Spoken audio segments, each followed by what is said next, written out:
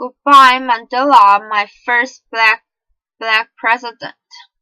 Editor's note: Rick Jones is a founding editor of ESPN, the magazine, and a former vice president at ESPN. She is a national lecturer on sport, entertainment, and women's topics, a recipient of the 2010 Woman of the Year Award from Women in Sport and Events. She is the co-author of Say It Loud, an illustrated history of the Black alphabet. Random House and the CEO of Push Media Strategies, CNN.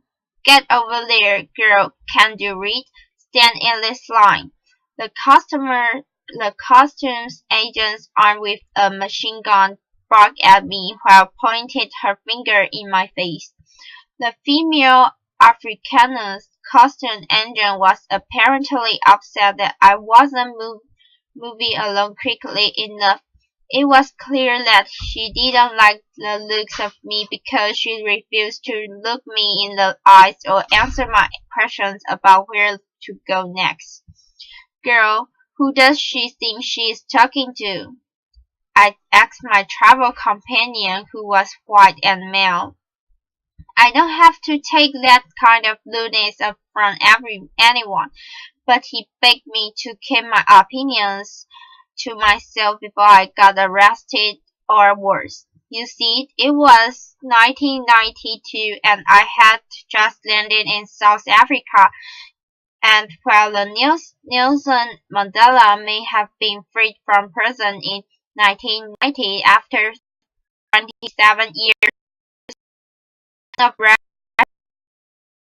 apartheid was beginning to be dismantled with the opening of beaches and other public places by then President Edward de Klerk. The reality was that black people had a long way to go. Black Africans were not treated with any type of dignity or equality. The costumes agent was holding on to the old ways, and she made it clear. Back home, while studying at Penn State, I ignored myself had to toe in the colors of the American National Congress, black, green, and gold, and joined the student protest against apartheid.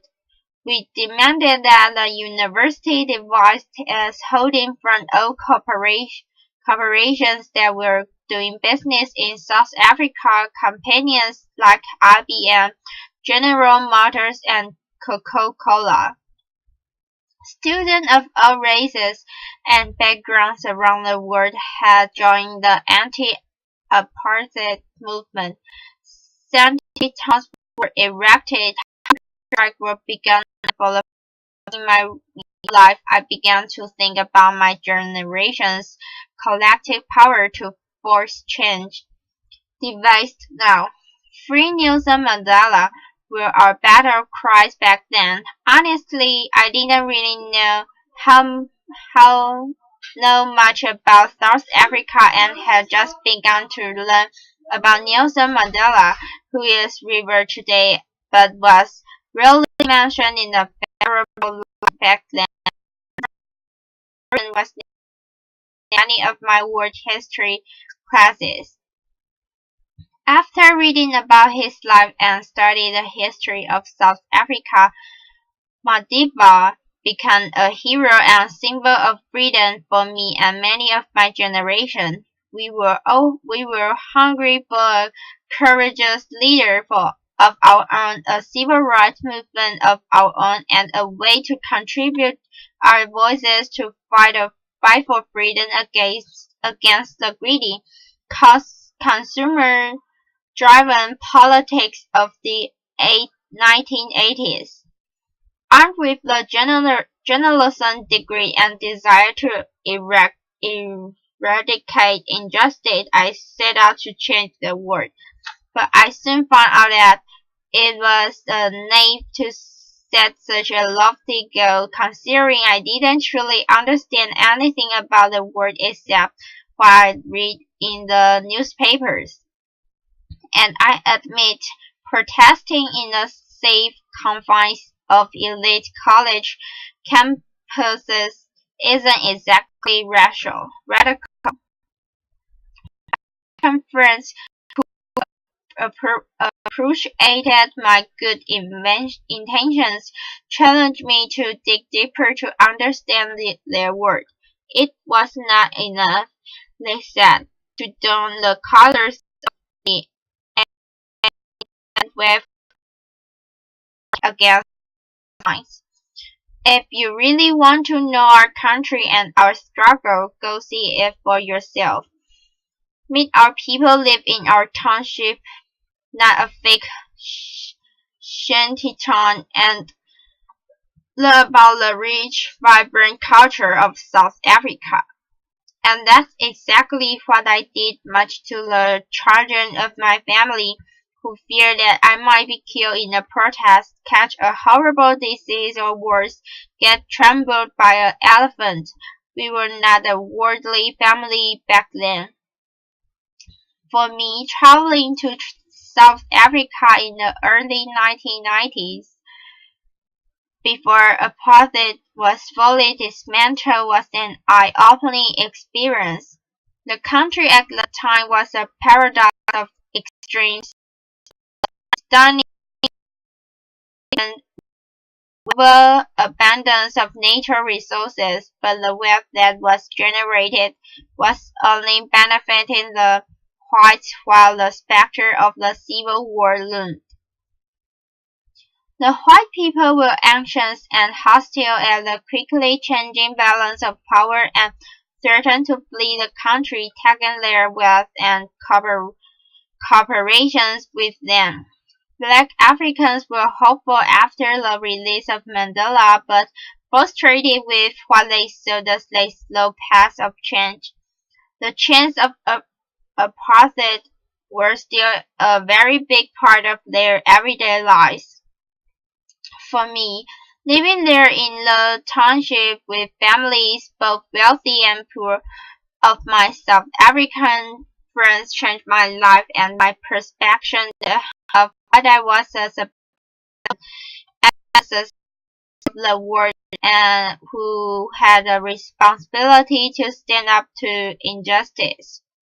By experiencing their lives up close, I learned how much we had in common, shared traditions and family stories, a deep love of music, and even many family recipes.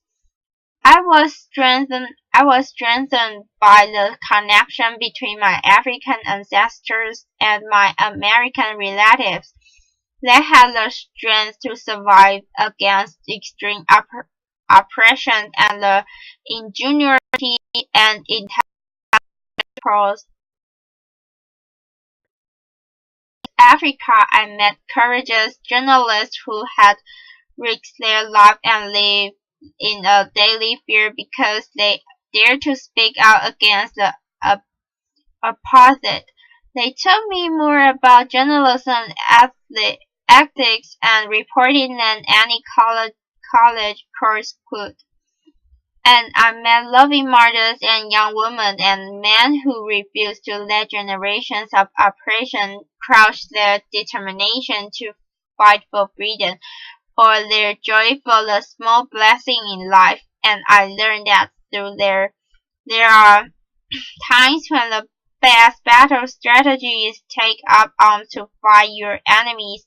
It is wiser in the long run to show grace in the face of the hatred.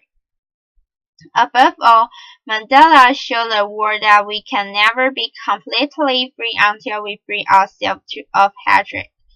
When Mandela was elected president in 1994, I wept with happiness for my newly found brothers and sisters. I was also that their nation had become so far and united together to accomplish what I could never imagine in my lifetime in the US, a black president. Well, I run on that one. So I say goodbye to Mandiba and celebrate his life with those lyrics, Black President by Brenda Fassie, a nationwide hit that I first heard in South Africa at the celebration party after Mandela's election. We danced our hearts out that night for our first black president, singing, "Let us rejoice for our president, let us sing for our president, let us